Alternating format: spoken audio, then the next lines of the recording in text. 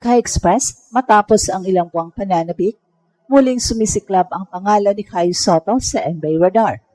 Ang 7-3 Pinoy Center ay opisyal nang nakabalik sa court matapos ang matinding ACL injury na nagpatigil sa kanyang 2025 season sa Japan B-League. Ngayon, muling nakikita siyang raring to go. Pinapakita ang kanyang dedikasyon sa pagbabalik at paghahanda para sa mas mataas na antas ng competition. Well, sa kabila ng mga hamon, nananatiling positibo si Kai. Patuloy siyang nagtatrabaho sa kanyang rehabilitasyon at skill development. Naniniwala na magiging sulit ang lahat sa tamang panahon. Ang kanyang pagbabalik ay hindi lamang personal na tagumpay, kundi inspirasyon sa buong bansa, lalo na sa mga kabataang Pinoy na nangangarap marating ang NBA. Ang dedikasyon at pananampalataya ni Kai ay nagbigay ng bagong pag-asa sa mga Pinoy na kahit may malaking hamon o injury, ang tibay ng loob, tiyaga at disiplina ay kayang humantong sa pinakamataas na antas. Habang patuloy na pinapanday niya ang kanyang landas patungo sa NBA, malinaw na ang kanyang kwento ay simbolo ng determinasyon, puso at pag-asa para sa lahat ng nangangarap. Matapos ang matinding ACL injury na nagpatigil sa kanyang 2025 season sa Japan B-League, muling sumiklab ang pangalan ni Kai sa mundo ng basketball. Ang 7-3 Pinoy Center ay nakabalik na sa court at patuloy na nagpapakita ng dedikasyon sa kanyang rehabilitasyon at training. Sa bawat session, malinaw na ramdam ang kanyang determinasyon at pagnanais na mabalik sa pinakamataas na antas ng competition. Ang recovery ni Kai ay hindi basta-basta. Kinailangan niya ng buwan ng physical na therapy, strength conditioning at mental preparation upang mapanumbalik ang kanyang katawan at kumpiyansa sa laro. Ayon sa mga insiders, hindi lamang niya pinapabuti ang kanyang jump shot at footwork, kundi pati na rin ang overall basketball IQ. Handa na siyang harapin ang mas mabilis at mas malakas na laban sa NBA. Pero higit pa sa physical comeback, ang pinakamahalaga kay Kai ay ang kanyang mental toughness. Kahit ilang buwan na wala siya sa court, nananatiling matatag ang kanyang focus at paniniwala sa kanyang sarili. Ang kanyang journey ay simbolo ng tibay ng loob, dedikasyon at pagmamahal sa basketball at nagbibigay ng inspirasyon sa mga kabataang Pinoy na may pangarap ding makarating sa NBA. Ngayon, muli siyang nakabalik. Tanong ng marami, handa na ba si Kai na ipakita sa mundo na kahit matapos ang injury, kaya niya makipagsabayan sa pinakamalalakas na manlalaro sa NBA? Pagkatapos ng kanyang matinding ACL injury na nagpahinto sa kanyang 2025 season sa Japan B-League, si Kai ay nasa crucial na yugto ng kanyang career. Ang nakaraang taon ay puno ng mga hamon para sa Pinoy Center. Hindi lang physical na pain, kundi pati na rin ang mental strain ng kanyang pagkawala sa court, ang pressure na muling patunayan ang kanyang sarili, at ang pangarap na makarating sa NBA. So ngayon, malinaw na ang kanyang focus ay hindi nagbago. Handa siyang bumangon, mas malakas at mas handa kaysa dati.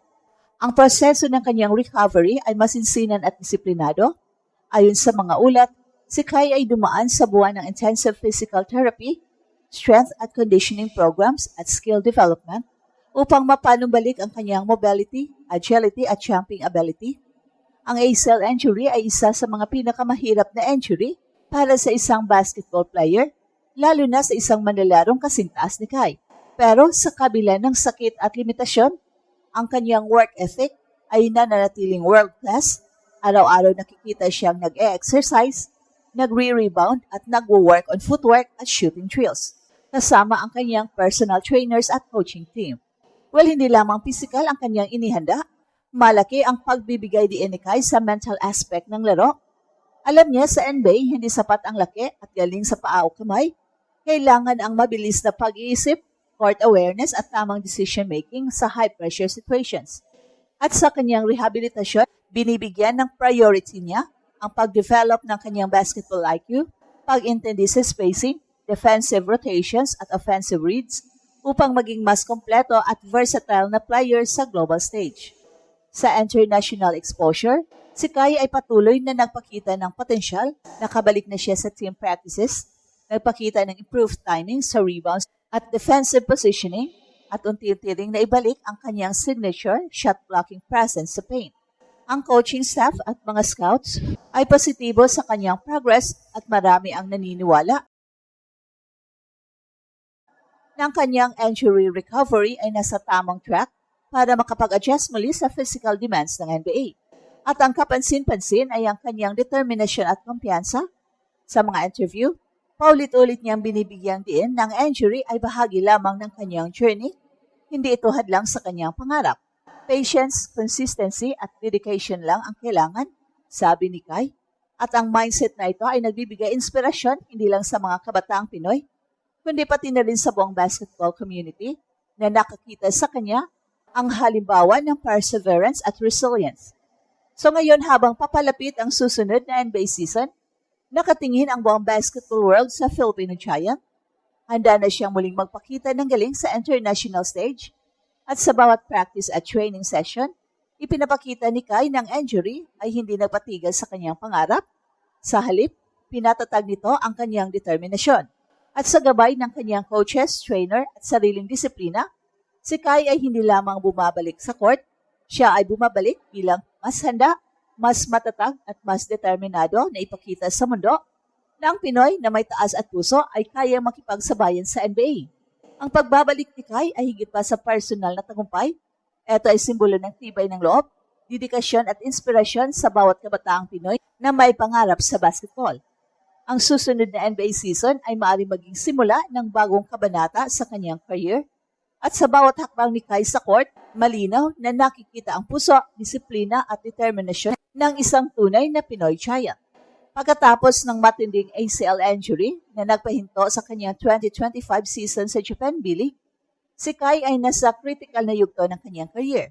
Ang nakaraang taon ay puno ng hamon, hindi lang physical na sakit kundi pati mental strain ng pagkawala sa court at ang pangangailangang muling patunayan ang kanyang sarili. Ang proseso ng kanyang recovery ay disiplinado at masinsinan. Dumaan si Kai sa buwan ng intensive physical therapy, strength and conditioning, at skill development upang maibalik ang kanyang mobility, agility at jumping ability. Ang ACL injury ay isa sa pinakamahirap na injury para sa isang basketball player, lalo na sa isang manalarong kasing taas ni Kai. Pero sa kabila ng limitasyon, hindi humihina ang kanyang work ethic. Araw-araw makikita siyang nagwo-work on footwork, shooting drills at rebounds kasama ang kanyang coaching team at personal trainers. Ang pagbabalik ni Kai ay higit pa sa personal na tagumpay. Ito ay simbolo ng tibay ng loob, disiplina at inspirasyon. Handa na muling ipakita sa mundo ang galing at puso ng isang tunay na Pinoy Giant. At ito ang Express Info kung saan bawat kwento ginulat ang mundo. Don't forget to like and subscribe.